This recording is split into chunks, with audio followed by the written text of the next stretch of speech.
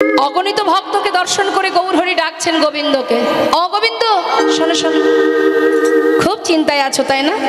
কি করে কি হবে? আর নেই তো চিন্তা, চিন্তার অবসান হয়েছে।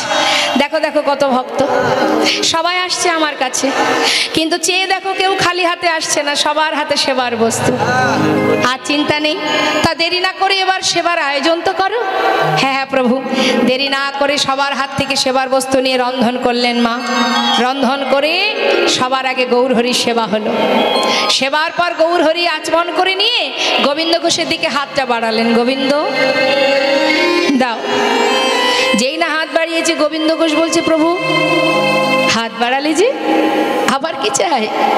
সে কি সেবার পরে কি দিতে হয় জানো না? তুমি বলো প্রভু কি চাই, আমি এক্ষুনি এনে দেব। সে কি গোবিন্দ, আমার যে একটু মুখশুদ্ধি চাই। ও এই কথা, তা কি মুখশুদ্ধি চাই? কি মুখশুদ্ধি? হরিত কি? আচ্ছা আচ্ছা প্রভু তুমি অপেক্ষা করো, আমি এক্ষুনি এনে দিচ্ছি। কি করলেন মা? দেরি না করে গোবিন্দ ঘোষ গ্রামে ছুটলেন মুখশুদ্ধি ভিক্ষা করার জন্য। মুখশুদ্ধি মাগিবার তরে গোবিন্দ চলিল, মুখশুদ্ধি মাগিবার তরে গোবিন্দ চলিল। ওই না মুখশুদ্ধি, ওই মুখশুদ্ধি মাগিবার তরে গোবিন্দ চলিল। মুখশুদ্ধি দাও না মোরে, মুখশুদ্ধি দাও না মোরে, মুখশুদ্ধি দাও না মোরে, মুখশুদ্ধি দাও না মোরে। গৌর হরির সেবার তরে মুখশুদ্ধি দাও না মোরে, মহাপ্রভুর সেবার তরে মুখশুদ্ধি দাও না মোরে। দুইটি হরিত কি মাগিয়া লইল, দুইটি হরিত কি মাগিয়া লইল। দুটো হরিতকে ভিক্ষা করেছে মা, ভিক্ষা করে ফিরে আসছে। আসার পথে মাঝপথে এসে চিন্তা করছে, গোবিন্দ এত কষ্ট হচ্ছে, এত কষ্ট হচ্ছে, একটু বিশ্রাম করে না হয় যাব। এই ভেবে গাছের তলায় বসে বসে বিশ্রাম করছে। কিছুক্ষণ পর যখন একটু ক্লান্তি দূর হয়েছে, হঠাৎ মাথায় চিন্তা শুরু হয়ে গেল, তাই তো প্রভু আজ যেমন চাইলেন, কাল যদি কোথাও গিয়ে বলে গোবিন্দ মুখশুদ্ধি দাও, তার থেকে একটা কাজ করলে হয় না? দুটো হরিতকে প্রভুকে দিয়ে কি কাজ? যে এক ভাণ্ড ঘোল একা সেবা করতে পারে, তার কাছে দুটো হরিত কি কোনো ব্যাপার? তার থেকে একটা আমি রেখে দেব, একটা প্রভুকে দেব। সে তো আর জানছে না আমি কি দিয়ে কি করছি, সেই ভালো। আচ্ছা বলুন দেখি বাবা, তার কি আর কিছু জানতে বাকি থাকে? হরে কৃষ্ণ। হ্যাঁ, আমাদের চোখের আড়ালে অনেক অপরাধ হয়, মানুষের চোখের আড়ালে অনেকে অনেক পাপ করে, কিন্তু 4-5 জন আছে যারা অহরহ আপনাকে আমাকে পাহারা দিচ্ছে। এই 5 জনের চোখের আড়াল আমরা কেউ হতে পারবো না। সেই 5 জন কে কে জানেন? এই 5 জন হচ্ছে, প্রথম এই প্রকৃতি যার মধ্যে আমরা বিরাজ করছি। প্রকৃতির বাইরে আপনি যেতে পারবেন না, অর্থাৎ প্রকৃতি আপনাকে অহরহ পাহারা দিচ্ছে। 2 হৃদয় মাঝে যিনি আছেন পরমাত্মা, তার ফাঁকি আপনি দিতে পারবেন না। 3 কে যিনি কিনা রাত্রের অন্ধকারে আকাশের চন্দ্র, সে কিন্তু অহরহ জগৎজীবকে পাহারা দিচ্ছে। হ্যাঁ, আর কে? কাল, সময়, সে কিন্তু আপনাকে পাহারা দিচ্ছে। কোথায় যাচ্ছেন, কি করছেন, কখন কি করছেন, সময়ের হাতে আমরা সবাই বাঁধা, অর্থাৎ সময় আপনাকে পাহারা দিচ্ছে। আর একজন আছে, সে কে? সূর্যদেব। দিনে সূর্য, রাত্রে চন্দ্র, সময়, প্রকৃতি, কাল, এমনকি হৃদয় মন্দিরে পরমাত্মা। এই 5 জনের ফাঁকি কি আমরা দিতে পারবো? মানুষের চোখের আড়ালে অপরাধ করতে পারবো, কিন্তু এদের ফাঁকি দেব কি করে? তাই তোমার কর্ম অনুযায়ী চিত্রগুপ্তের খাতায় লেখা হচ্ছে, কর্ম অনুযায়ী কি ফল পাবে। আজ যখন সে একটা হরিতকি সঞ্চয় করেছে, মনে মনে ভাবছে প্রভু তো আর জানতে পারছে না আমি কি করছি, একটা থাক, কাল প্রভু যেই চাইবে সেই দিয়ে দেবো, সেই ভালো। সে একটা নিজের কাছে রেখেছে, আর একটা প্রভুকে দিয়েছেন। গৌরহরি অন্তরে সবটাই জানতে পারলেন, কিন্তু মুখে কিছু বললেন না। কিছু সময় বিশ্রাম করে বলে উঠলেন, ভক্ত আর দেরি কেন, চলো যাত্রা করি। কিছুক্ষণ পর বিশ্রাম করে এবার আবার যাত্রা করলেন। যাচ্ছি, সর্বনাশ, কি করে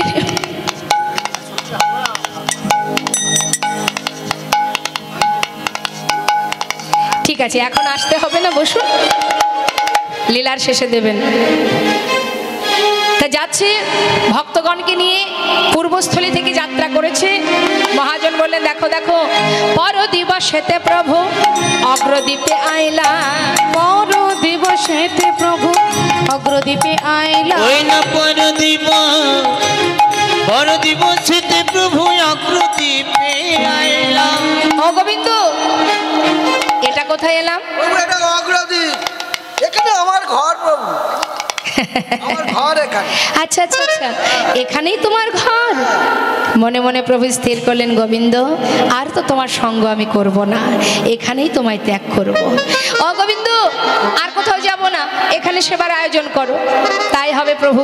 দেরি না করে সেবার আয়োজন হলো, প্রভুর সেবাও হলো। সেবার পর প্রভু হাত বাড়ালেন, গোবিন্দ মুখশুদ্ধি লাগি প্রভু করে বাড়াইলা, মুখশুদ্ধি লাগি প্রভু করে বাড়াইলা, মুখশুদ্ধি দাও না মোরে, একটা মুখশুদ্ধি দাও না মোরে, মুখশুদ্ধি দাও না মোরে, মুখশুদ্ধি দাও না মোরে, আমার ভজনের অবশেষে মুখশুদ্ধি দাও না মোরে, ভোজনের অবশেষে মুখশুদ্ধি দাও না ওই মোরে, না মুখশুদ্ধি লাগি প্রভু করে বাড়াইলা, মুখশুদ্ধি লাগি প্রভু করে বাড়াইলা। যেই না হাত বাড়িয়েছে গোবিন্দ ঘোষ, সে কিন্তু বুঝতে পেরেছেন প্রভু মুখশুদ্ধি চাই। দেরি না করে একেবারে হেলতে দুলতে গদগদ ভাবে বলে উঠলেন, আমি তো জানি প্রভু তুমি চাইবে, এক্ষুনি দিচ্ছি, দাঁড়াও দাঁড়াও। তাড়াতাড়ি করে নিজের কাছে যেটা গচ্ছিত ছিল সেটা বাহির করে প্রভুর সামনে দিলেন। এই নাও ধরো। গৌরহরি বললেন, দাঁড়াও গোবিন্দ, কাল যখন মুখশুদ্ধি চেয়েছিলাম দিতে বিলম্ব হয়েছিল তোমার, আজ এত তাড়াতাড়ি কোথায় পেলে? কেন প্রভু, আমি তো জানি তুমি আজ চাইবে। কাল আমি দুটো হরি তোকে ভিক্ষা করে একটা নিজের কাছে রেখেছিলাম, একটা তোমাকে দিয়েছিলাম।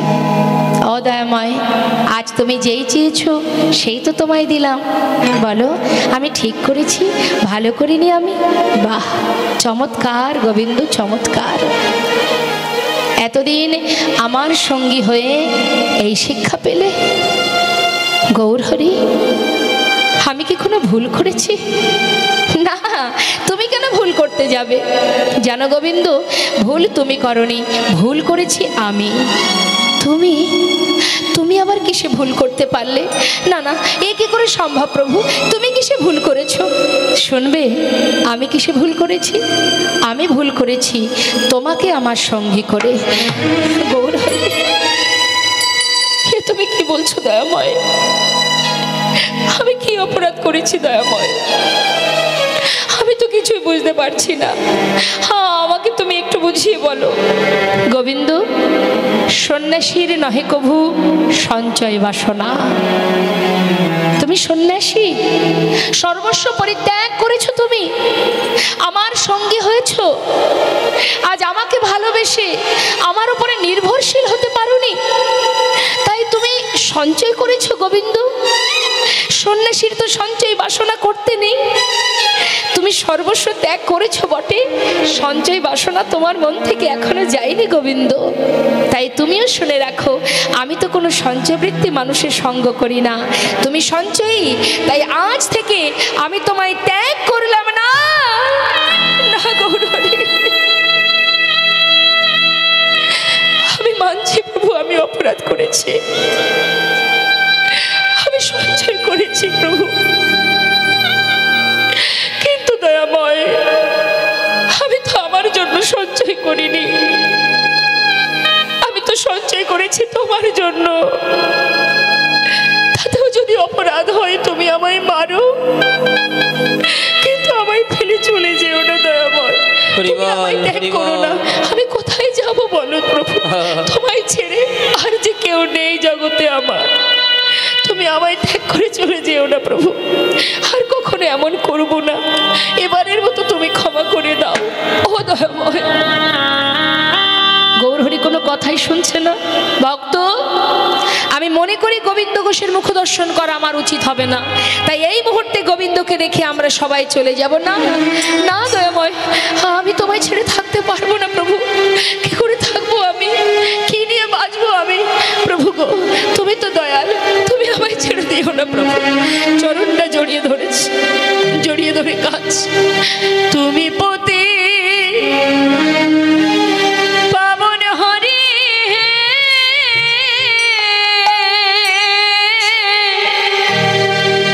তুমি যেও না চলে, কৃপা করে দয়াল হরি আমায় রাখো চরণে।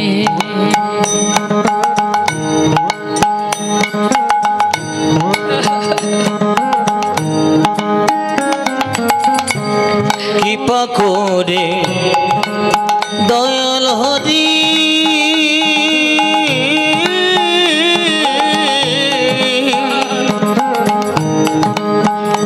তুমি রাখো চরণে। শুনেছি তুমি নাকি দয়াল শিরোমণি, কি পাময় আমি শুনেছি তুমি নাকি দয়াল শিরোমণি। নাম প্রচারিতে এলে তুমি প্রেমের খনি। ঠাকুর তুমি প্রেমের খনি, ঠাকুর তুমি প্রেমের খনি। দিবানিশি রয় আমি তোমার শরণে। কি পাময় দিবানিশি রই আমি তোমারি শরণে। কৃপা করে দয়াল হরি রাখো চরণে। একবার কৃপা করে দয়াল হরি রাখো চরণে। একবার কৃপা করে দয়াল হরি রাখো চরণে।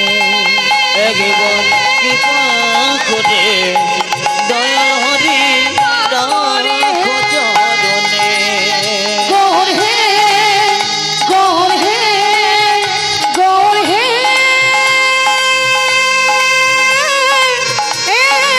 গৌর হে। গৌর হরি, গৌর হরি। হরিবল হরিবল।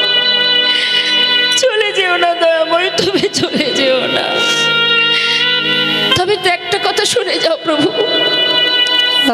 একটা হরিতকির কারণে তুমি আমায় ফেলে চলে যাচ্ছ। আমি তো আমার জন্য সঞ্চয় করিনি, তোমার জন্য করেছি। তবুও যখন আমায় ত্যাগ করে চলে যাচ্ছ, যাওয়ার আগে একটা কথা শুনে যাও দয়াময়। জীবনের সর্বস্ব পরিত্যাগ করে তোমার সঙ্গী হয়েছি, আর যখন তোমার চরণে আমার ঠাঁই হলো না, আজ আমিও তোমায় বলে রাখি, চলে যাচ্ছ চলে যাও, তবে আমার কাছে তোমাকে আবার ফিরে আসতে হবে। যদি আমি মনে প্রাণে তোমাকে ভালোবেসে থাকি, আমার বলতে সর্বস্ব যদি তোমার চরণে সঁপে দিয়ে থাকি, আজ এই অগ্রদ্বীপের মাটিতে দাঁড়িয়ে আমি প্রতিজ্ঞা করলাম, এক পক্ষকালের মধ্যে তোমাকে আমার কাছে আবার ফিরে আসতে হবে। ভগবানের কাছে তো ভক্তেরই জোর খাটে গো মা, ভক্তই পারে তার কাছে জোর খাটাতে। যাও তুমি, চাই না তোমার সঙ্গী হতে, তবে ফিরে তোমাকে আসতেই হবে, যদি আমি মনে প্রাণে তোমায় ডেকে থাকি। হরিবল হরিবল। প্রভুর যে কথা সেই কাজ, চলে গেল। গোবিন্দ ঘোষ ধুলায় গড়াগড়ি দিয়ে কাঁদছে আর বলছে, দয়াময় চলে গেলে তুমি। লোকে বলে যার কেউ নেই তার ভগবান আছে। আজ সেই ভগবানের চরণেও যদি আমার জায়গা না হয়, এই পৃথিবীতে আর কি নিয়ে বাঁচবো আমি? অগ্রদ্বীপেই গোবিন্দ ঘোষের ঘর মা। ঘরে চলে গেল গোবিন্দ। একদিন, দুদিন, 3 দিন যেতে যেতে 15 দিনে এক পক্ষ কাল হয়। ভক্ত যদি ডাকার মতো ডাকে, ভক্তকে গোবিন্দের কাছে ছুটে যেতে হয় না, আসেন নিজেই, আসেন স্বয়ং ভক্তের সম্মুখে দর্শন দিতে। দেখতে দেখতে 15 দিনে এক পক্ষ কাল হলো 13 দিন। গোবিন্দ ঘোষ আর পারছে না, পথের দিকে তাকিয়ে থাকতে থাকতে 13 দিন পার হয়ে গেল। স্থির করলেন প্রাণ আর রাখবে না, গঙ্গার জলে নিজেকে বিসর্জন করে দেবে। পথে যাচ্ছে, গঙ্গার জলে নিজেকে ত্যাগ করবে বলে গঙ্গার ঘাটে যাচ্ছে। আর অন্তর্যামী গৌর সুন্দর তখন ছিলেন রামকেলিতে। রামকেলিটা মালদাতে বাবা। সেখান থেকে প্রভু আমার একটা কোষ্ঠী পাথর জলে ভাসিয়ে দিলেন। আর সেই পাথরটা ভাসতে ভাসতে অগ্রদ্বীপের দিকে এগিয়ে আসছে। আর গোবিন্দ 1 পা 2 পা করে এগিয়ে যাচ্ছে গঙ্গার ঘাটে। আর মনে মনে কাঁদছে আর বলছে, হরি এ জন্মে তোমার দেখা পেলাম না প্রভু, আর তোমার কৃপা পেলাম না। চরণে ঠাঁই পেয়েও আজ চরণ থেকে তুমি আমায় বিতাড়িত করলে একটা হরিতকি সজ্জার কারণে। হরি হে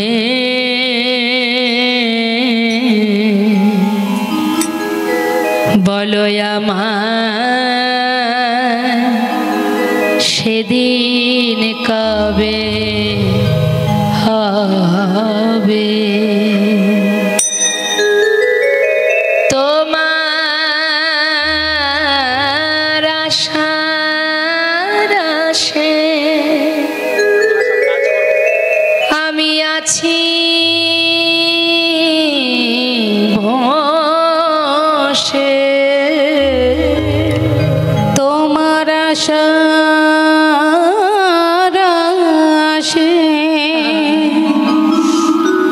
দয়ালে আছি বসে।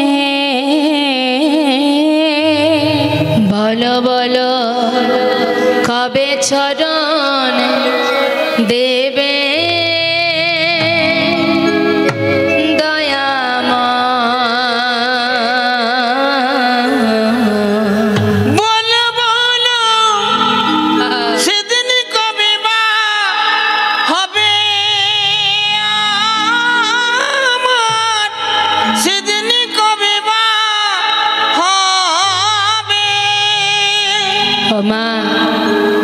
এই ভবের মাঝে আসা যাওয়া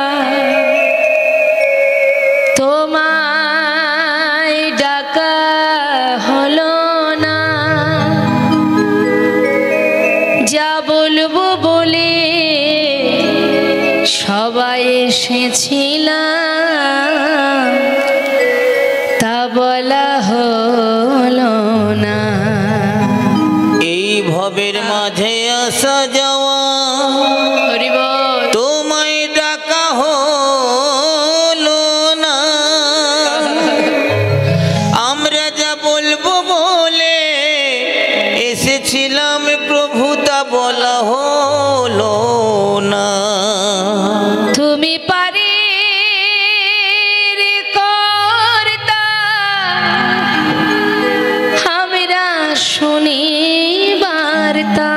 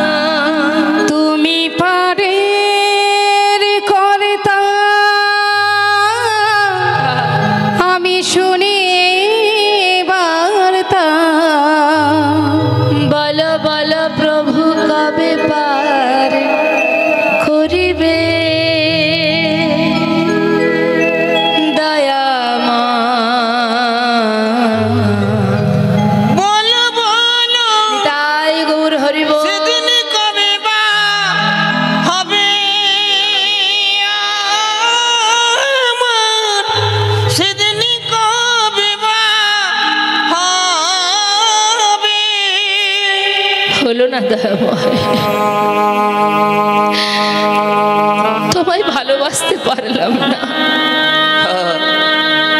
তুমি তো করুণাময়, কৃপা করে তোমার চরণে তুমি ঠাঁই দাও।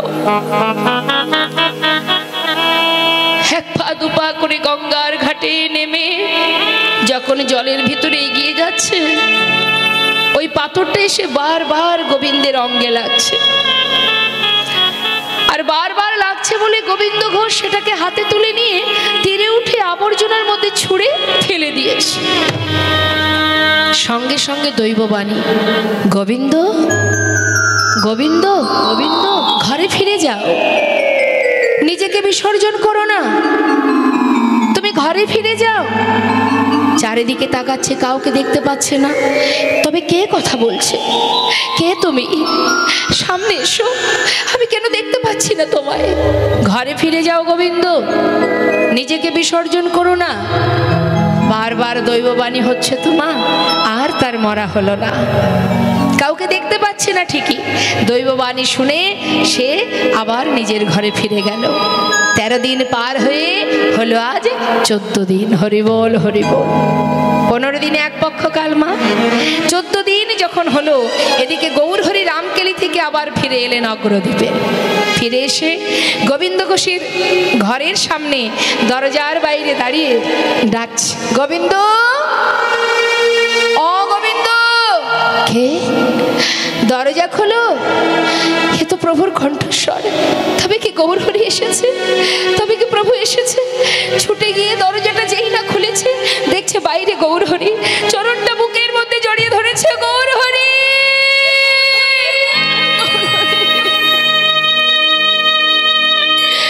তুমি এলে দয়াময়। হরিবল হরিবল। তুমি এলে, আমি অনেক কষ্ট পেলাম প্রভু। এসেছো যখন কথা দাও, আর কোনোদিন তুমি আমাকে তোমার চরণ ছাড়া করবে না। কথা দাও প্রভু, আমায় ছেড়ে কোথাও যাবে না। শান্ত হও। এসেছি যখন, কেন যাব তোমায় ছেড়ে? যাব না। আচ্ছা গোবিন্দ, আমি যে আসবো তুমি তো জানতে? কই না তো প্রভু। কেন? গঙ্গার জলে ডুবে মরতে গিয়েছিলে? হ্যাঁ। কি করে জানলে দয়াময়? দেখো কাণ্ড। আমি জানবো না তো জানবে কি শুনি? হ্যাঁ। আচ্ছা গোবিন্দ, সেখানে কিছু পেয়েছিলে? পেয়েছিলাম একটা পোড়া কাষ্ঠ। পোড়া কাষ্ঠ? হ্যাঁ। সেটা কি আছে? আছে প্রভু, আবর্জনার মধ্যে ফেলেছিলাম। যাও যাও, শীঘ্রই নিয়ে এসো। ছুটতে ছুটতে আবর্জনার ভিতর থেকে সেটাকে হাতে তুলে দেখছি, তো পোড়া কাষ্ঠ নয়। ভেবেছি কোনো মরা পোড়ানো কাঠ, হয়তো আশেপাশে শ্মশান আছে, মরা পোড়ানো কাঠ ভেসে এসেছিল। কিন্তু হাতে তুলে দেখছি তো কোষ্ঠী পাথর, গায়ে লেখা আছে কৃষ্ণ নাম। গৌরহরি কাছে এনে যেই না দেখালো, প্রভু বললেন, শোনো গোবিন্দ, এই কোষ্ঠী পাথর দিয়ে তোমার ঘরে একটা বিগ্রহ তৈরি করা হবে। আর সেই বিগ্রহ আমি প্রতিষ্ঠা করে, প্রাণ প্রতিষ্ঠা করে তার নামও দেব আমি। এক ভাস্কর এসে সুন্দর করে বিগ্রহ তৈরি করলেন বাবা। ভাস্কর এসে বলছে, ও গোবিন্দ, কই দেখি কোষ্ঠী পাথরটা দাও দেখি। গোবিন্দ ঘোষ বলছে, তুমি কি করে জানলে আমার কাছে কোষ্ঠী পাথর আছে? দেখো, জানবো না? তোমার ছেলেই তো খবর দিয়ে এলো গো। আমার ছেলে? আমার তো বিয়েই হয়নি। বলি, ছেলে হলো কোথা থেকে? আরে গৌরহরি পাশে দাঁড়িয়ে বলছে, ও গোবিন্দ, এত কথায় কাজ কি? চাইছে দিয়ে দাও। শোনো ভাস্কর, সুন্দর করে বিগ্রহ তৈরি করো, গোপীনাথ বিগ্রহ। বিগ্রহ তৈরি হলো মা। এবার সেটাকে স্থাপন করে প্রভু নাম দিলেন গোপীনাথ। নাম দিয়ে বললেন, শোনো গোবিন্দ, প্রতিদিন ভিক্ষা করবে, সঞ্চয় করে রাখবে না। যা ভিক্ষা করবে পুরোটাই গোপীনাথের সেবায় দেবে। আরো বলি, শোনো, একা একা তোমার ঘরে মন বসবে না, তাই তুমি একটা বিবাহ করো। হরিবোল হরিবোল। এত এত পরীক্ষা হলো মা, এখনো কিন্তু শেষ হয়নি পরীক্ষা। এবার কি দিচ্ছে? সংসার। দেখি ভক্ত সংসার দিলে সংসারে আবদ্ধ হয়ে যায় কিনা। গোবিন্দ, বিবাহ করে দুজনে একসাথে গোপীনাথের সেবা দেবে। তোমাদের সেবা দেখেই গোটা অগ্রদ্বীপবাসী সেবা শিখবে। কেমন?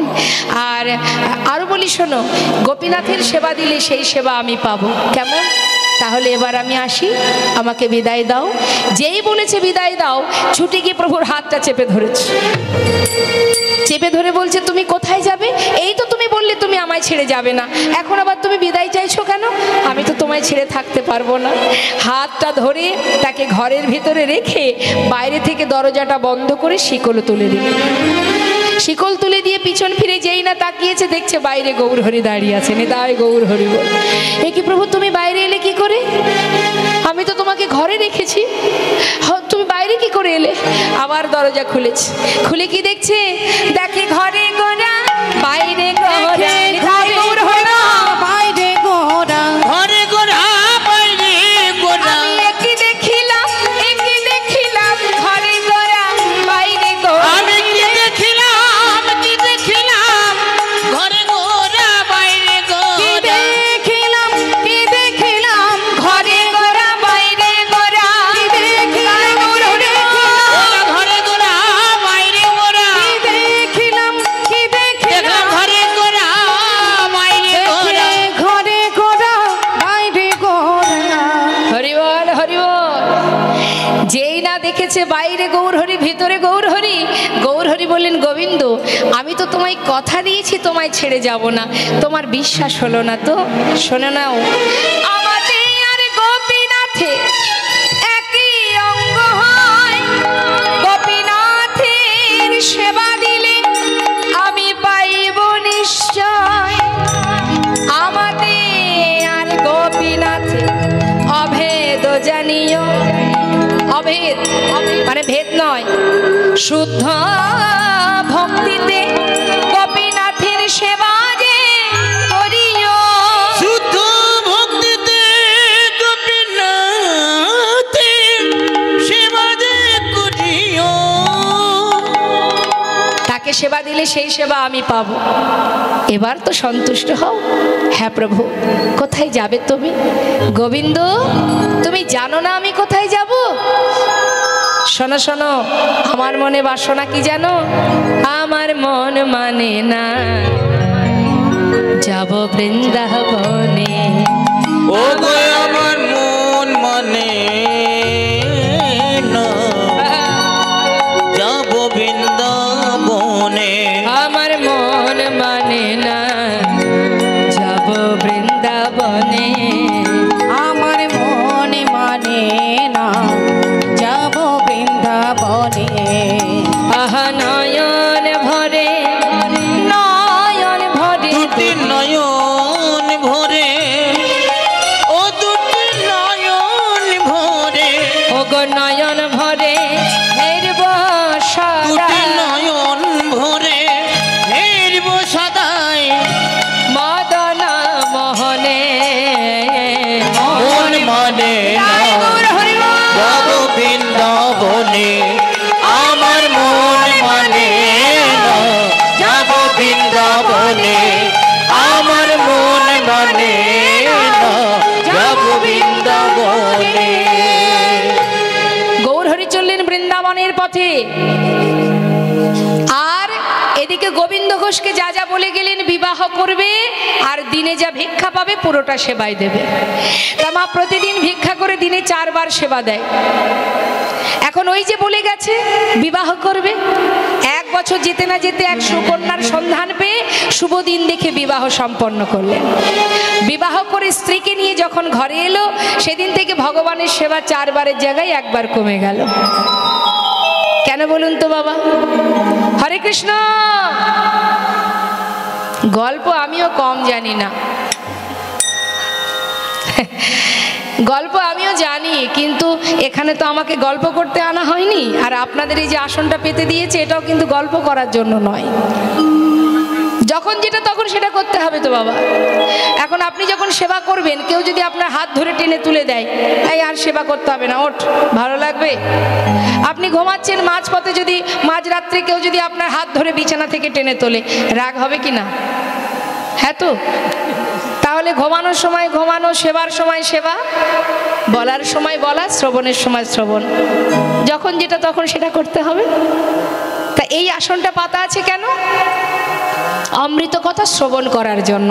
আর এই আসনটা কেন? বলবার জন্য, যখন যেটা তখন সেটা। অন্য কিছু বললেই তো সমস্যা। বহু রকমের অপরাধ আছে, 64 প্রকারের অপরাধ।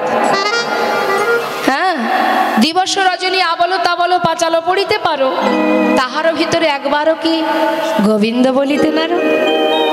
গল্প করার সময় আমরা সবাই পাবো, কিন্তু মূল্যবান সময় চলে গেলে আর পাওয়া যায় না। হ্যাঁ, গল্প নয়, গল্প করলে হবে না। ফুচকা খেতে কে না ভালোবাসে? আপনারা ফুচকা খান? হ্যাঁ, ও মা ফুচকা খেয়েছেন? ভাল লাগে ফুচকা খেতে? দেখবেন বাবা, কেউ যদি ফুচকা আপ্যায়ন করে খুব খুশি হয়, ও ফুচকা খেতে দিয়েছে, ভাল লাগে। কিন্তু কেউ কারোর বাড়িতে গেলে যদি এক বাটি শুকনো চিড়ে দেয়, খাবে?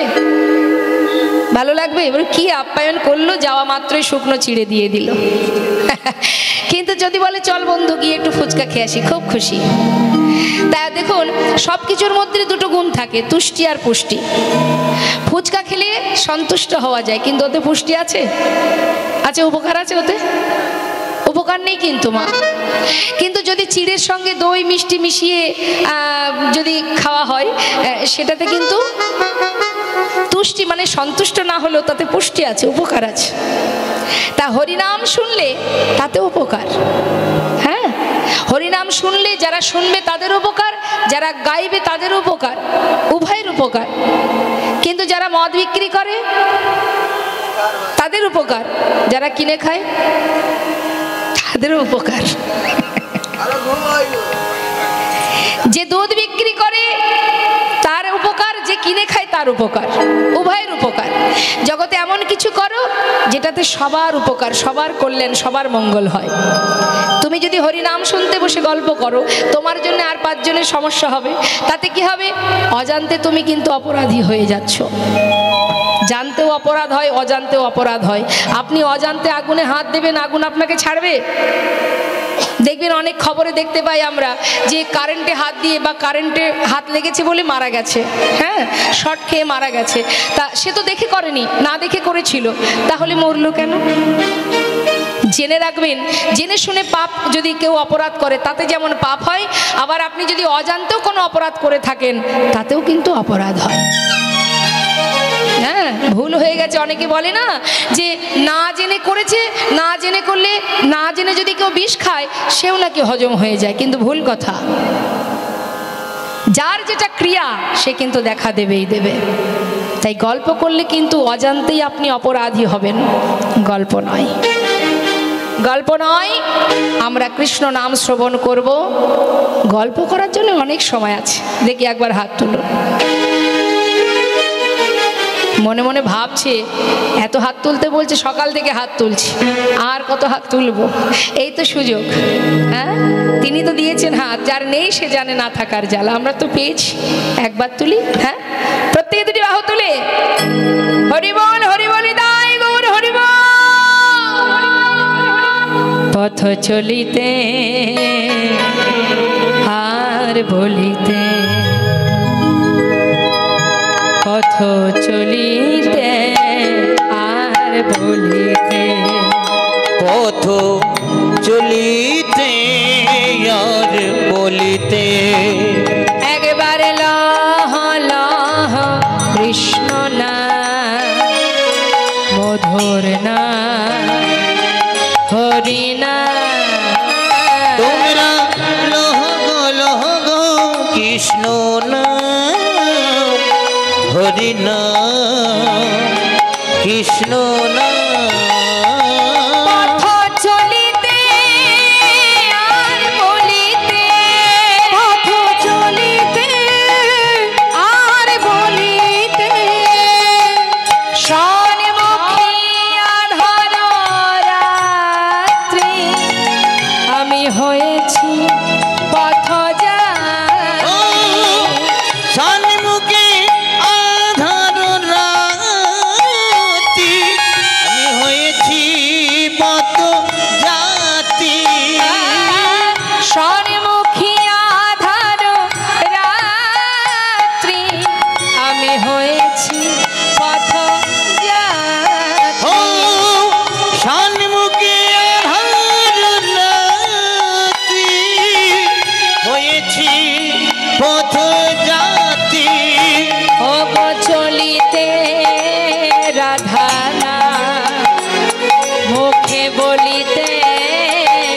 কৃষ্ণ না। ও পথ চলিতে রাধার নাম, কথা বলিতে কৃষ্ণ না। পথ চলিতে আর বলিতে, পথ চলিতে আর বলিতে, পথ চলিতে আর বলিতে, পথ চলিতে আর বলিতে। দেখতে দেখতে আর 1 বছর হয়ে গেল বাবা। স্ত্রীকে নিয়ে আসার পর একবার কমে গিয়ে হলো 3 বার। 1 বছর যেতে না যেতে একটি পুত্র হলো মা। সন্তানের নাম রাখলেন ভগবানের নামে। ভগবানের নাম কি? ঘরে যে বিগ্রহ তার নাম গোপীনাথ। ছেলেরও নাম রেখেছে গোপীনাথ। স্ত্রীকে বলছে মাধবী, এটা আমার পুত্র গোপীনাথ, এ হচ্ছে আমার বিগ্রহ গোপীনাথ। আমি 2 পুত্রের পিতা। কিন্তু ছেলে যেদিন ঘরে এলো সেদিন থেকে ভগবানের সেবা আরো একবার কমে গেল। প্রভু দেখলেন ভক্ত মায়ার বন্ধনে আবদ্ধ হচ্ছে, তো মায়া যেমন দিয়েছি তেমন মায়া কাটিয়ে নিতে হবে। তাই তিনি কি করলেন?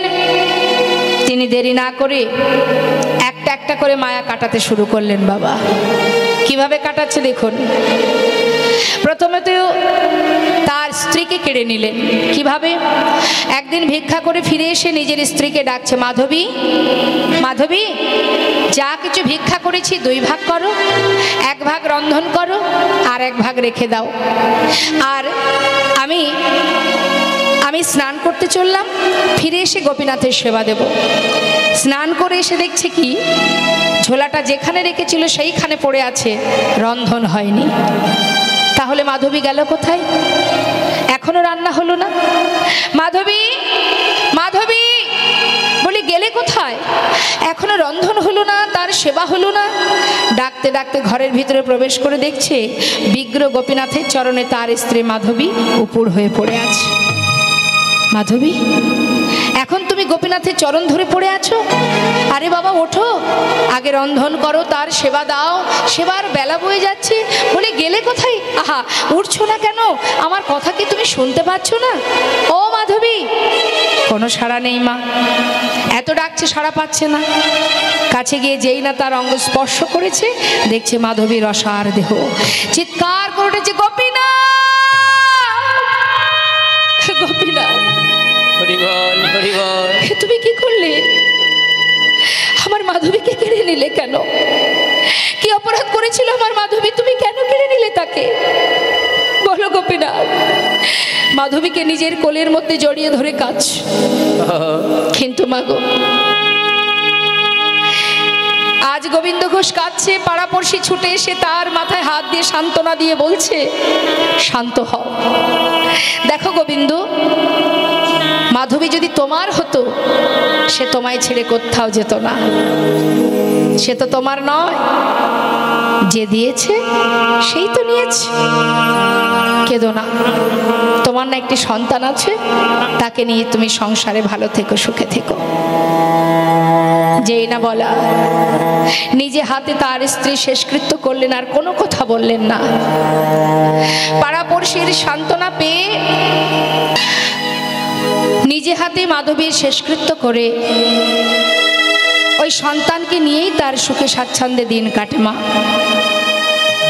ভগবানের কি পরীক্ষা, তার কি লীলা। একটা একটা করে সমস্ত মায়া কাটিয়ে নিচ্ছেন।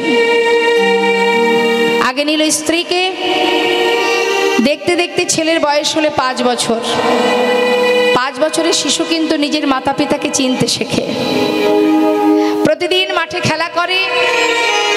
সমবয়সী বন্ধুরা সন্ধ্যা হবার সাথে সাথে তাদের মায়েরা তাকে কোলে করে ঘরে নিয়ে চলে যায়। কিন্তু ছোট্ট ছেলে গোপীনাথ, যাকে কেউ নিতে আসে না, বাবা চলে যায় ভিক্ষায়, মা নেই ঘরে। একা একা ঘরে ফিরে, যখনই বাবা ঘরে ফিরে, বাবার কোলে বসে জিজ্ঞাসা করে, বাবা, এই জগতে সকলেরই তো মা আছে, আমার মা কোথায়? বাবা সন্তানকে কোলের মধ্যে জড়িয়ে ধরে সান্ত্বনা দেয়, আমি তো আছি, তুই দুঃখ পাস না, তুই আমাকে মা বলে ডাকবি, আমাকে বাবা বলে ডাকবি, আমি তো আছি, তুই কাঁদিস না বাবা। সকলের মা আদর করে, ভালোবাসে, তাকে কোলে করে ঘুম পড়ায়, আমার মা কোথায়? মায়ের আদর, মায়ের ভালোবাসা না পেয়ে বাবার কাছে একই প্রশ্ন প্রতিদিন করতে থাকে। একদিন গোবিন্দ ঘোষ সহ্য করতে না পেরে বলে উঠলেন, তুই মায়ের কথা জানতে চাস? তবে যা, ওই যে দাঁড়িয়ে আছে মন্দিরে, ওর কাছে গিয়ে জিজ্ঞাসা কর তোর মা কোথায়। ঠিক তার পরের দিন বাবা যখনই গঙ্গা স্নানে চলে গেল, সেই সুযোগে একাকী ঘরের মধ্যে গিয়ে বিগ্রহ গোপীনাথের সামনে বসে পুত্র গোপীনাথ মা মা বলে কাজ। বলো না, হ গোপীনাথ বলে দা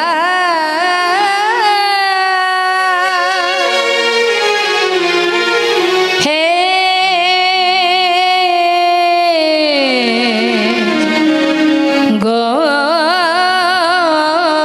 গোপীনাথ, বলো কোথায় আমার মা? বলো বলো কোথায় আমার মা? বলে দাও হে গোপীনাথ, বলো কোথায় আমার মা? ডাকি আমি মা মা বলে, মা যে আমার নেই না কোলে।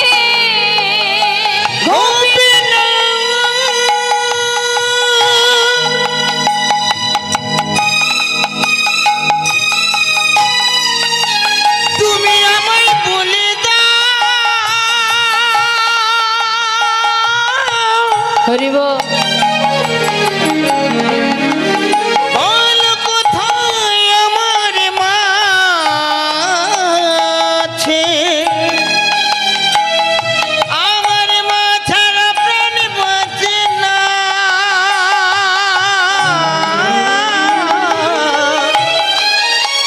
তুমি বলে দাও, ডাকি আমি মামা বলে, মা যে আমায় নেই না কোলে। হারিয়ে গেছে মা যে আমার, হারিয়ে গেছে মা যে আমার, আমি খুঁজে পেলাম না। বলো বলো কোথায় আমার মা? বলে দাও হে গোপীনাথ, বলো বলো কোথায় আমার মা? বলো কোথায় আমার মা?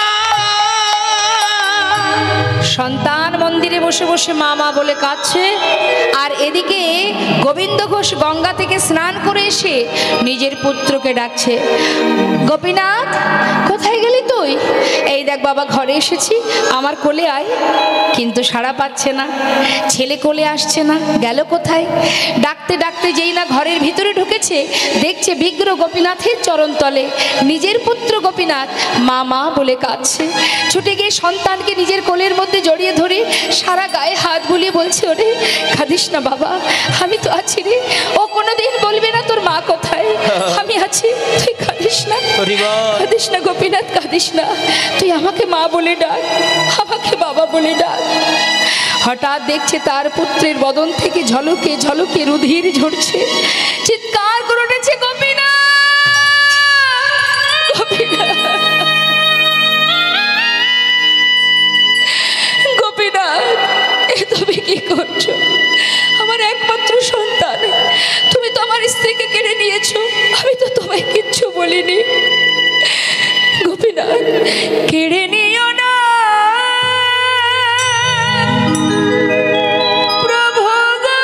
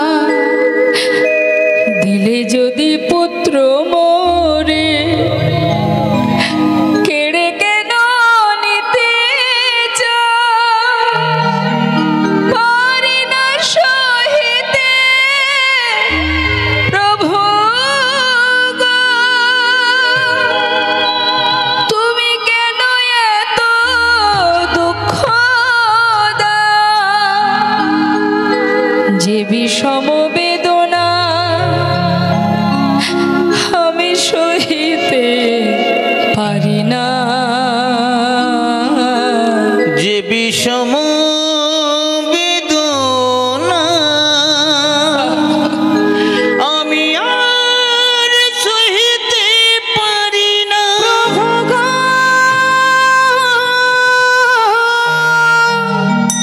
সহিতে পারি না তুমি যে ব্যথা আমায় ব্যথা দিও না। চলে গেল। পিতার কোলে প্রাণ হারালো সন্তান। মৃত সন্তানকে কোলে করে নিয়ে গঙ্গার ঘাটে বালু রাশির মধ্যে গর্ত করে তাকে সমাধি দিল। গঙ্গা থেকে স্নান করে শুদ্ধ বসন করে ঘরে ফিরে এসে বিগ্র গোপীনাথের সামনে দাঁড়িয়ে বললেন, গোপীনাথ হরি বল। তুমি কি করলে গোপীনাথ? আমি তো তোমায় বলিনি আমার সংসার দাও, আমার স্ত্রী দাও, পুত্র দাও। হরি বল, হরি বল। তুমি তো দিয়েছিলে, আবার তুমি কেড়েও নিলে। হে দয়াময়, এ জগতে বাবা বলে ডাকবার আর কেউ রইল না। একদিন, দুদিন, 3 দিন চলে যায়। ধুলাই গড়াগড়ি দিয়ে কাঁদে আর বলে, গোপীনাথ কোথায় গেলি তুই? একবার সে আমায় বাবা বলে ডাক। ওরে কোথায় গেলি তুই? একবার সে বাবা বলে ডাক। চতুর্থ দিন, 4 দিনের দিনে বিগ্র থেকে ভগবান সচল মূর্তি ধারণ করে পুত্র সেজে 1 পা 2 পা করে গোবিন্দ ঘোষের কাছে এসে ডাকছে, বাবা, বাবা। কে? আমি তোমার পুত্র গোপীনাথ। আমার পুত্র? সে তো মারা গেছে। কে তুমি? আমি তো তোমায় চিনি না।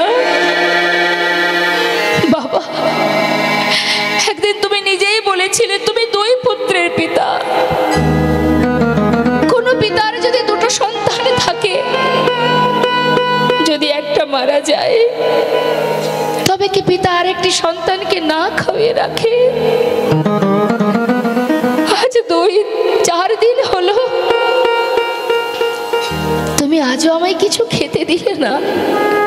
আমি যে আর পারছি না বাবা, আমি আর পারছি না। আমি কিছু খেতে দাও। ও, তুমি এসেছো? আমায় তুমি বাবা বলে ডাকলে। তুমি জানো এই জগতে প্রত্যেকটি মাতা পিতা একটি পুত্র সন্তান কেন চায়? শেষের দিনে মাতা পিতার শেষকৃত্য করবার জন্য। আজ তো তুমি তাও কেড়ে নিলে। তুমি আমায় বাবা বলে ডাকলে। তুমি পারবে সন্তান হয়ে আমার শেষকৃত্য করতে? বাবা, পারবো, আমি পারবো। তুমি পারবে আমার জন্য 1 মাস বিষণ্ণ খেতে? পারবো। তুমি পারবে আমার জন্য পিণ্ড দিতে? পারবো, পারবো বাবা, পারবো।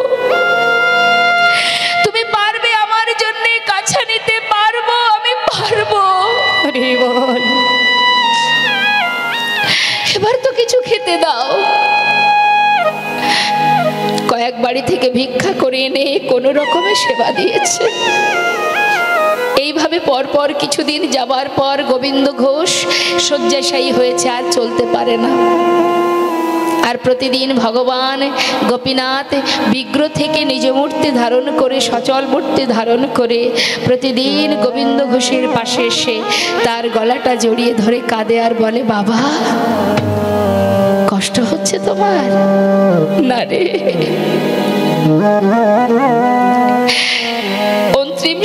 সময় এলো যে, হরিবল হরিবল।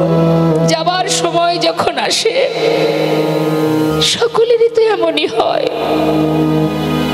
কষ্ট কেন হবে বল?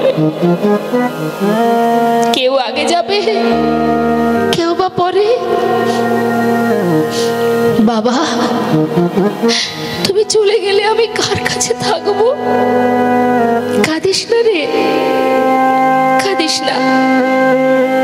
আজ কিন্তু তার মনে নেই যে স্বয়ং ভগবান নিজে পুত্র হয়ে তার পাশে বসে আছে। অন্তিম সময় এসেছে তোমার, শেষ মুহূর্ত, কিছুই মনে করতে পারছে না, বিস্মরণ হয়ে গেছে সব। ভেবেছে নিজের পুত্র। গোপীনাথ, বলো বাবা, আমাকে একটু চরণামৃত এনে দে না। দেব। সচরণামৃত পান করালেন। গোপীনাথ, বলো বাবা, বিদায় নেবার আগে আমাকে একটু নাম শোনাবি? আমার শিয়রের পাশে একজোড়া করতাল আছে, একবার একটু সেই অমৃত, সেই নাম মহামন্ত্র একবার আমায় শোনা বাবা। শোনাবো, হরিবল, এক্ষুনি শোনাবো। করতাল হাতে করে নিয়ে ভগবান নিজে ভক্তের চারিপাশে ঘুরে ঘুরে হরিনাম আস্বাদন করাচ্ছে। চোখের জলে মুখ ভাসিয়ে কাঁদছেন প্রভু। হরে কৃষ্ণ